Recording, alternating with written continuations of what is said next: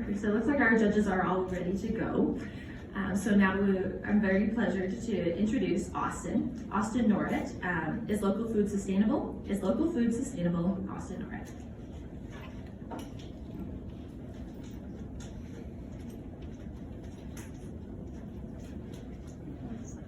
Good morning, Madam Chairperson, honorable judges, and guests.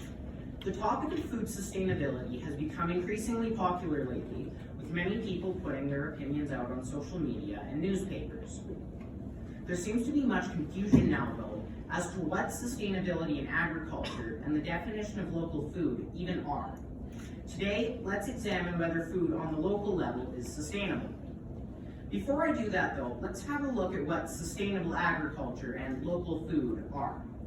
There is no textbook definition of sustainable agriculture, but by society's standard, it needs to be healthy for the soil, environment, and economy.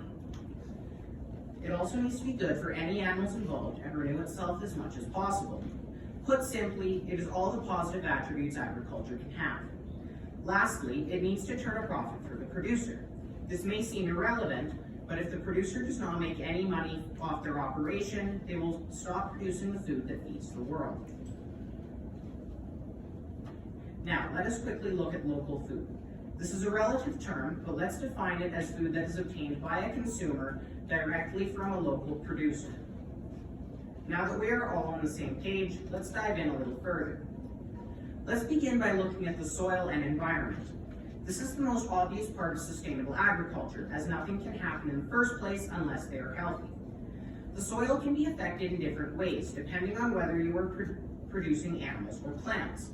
In the 1870s, all livestock in an area were kept together in massive herds. When barbed wire was invented, ranchers were able to separate their livestock into designated pastures, thus resulting in the practice of rotational grazing and crop rotation.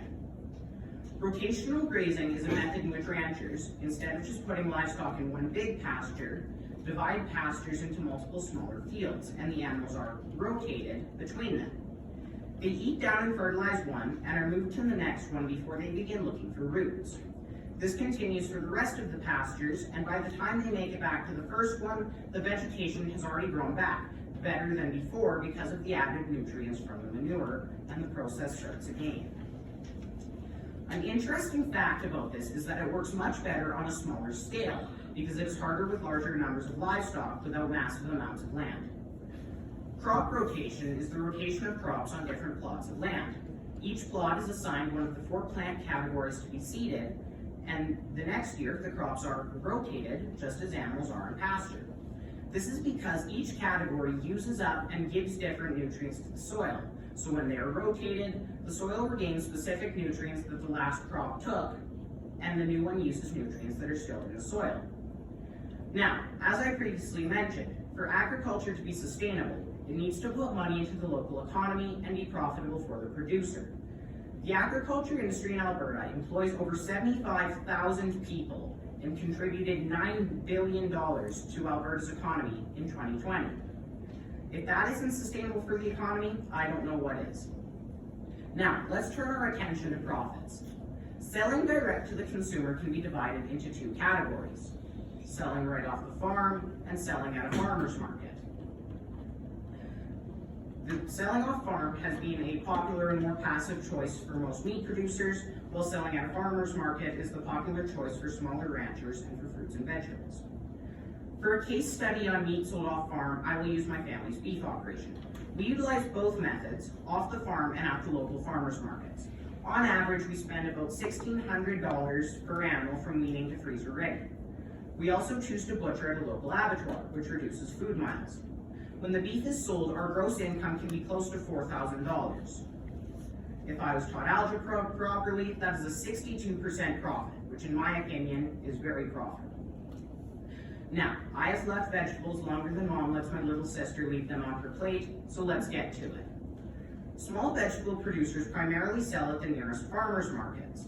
To find out a little bit about making profit producing vegetables, I had a chat with a local producer who sells at farmers markets only.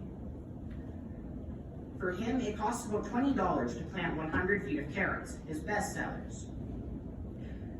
his gross income is $225. After seed and other expenses are factored in, he makes a 75% profit. Even zucchini, his worst seller, makes an 85% profit at $6 per pound. This means that small operation farming is very profitable. Getting product to the consumer doesn't just happen though. You need to make sure you have a way to let the customer know where to find you.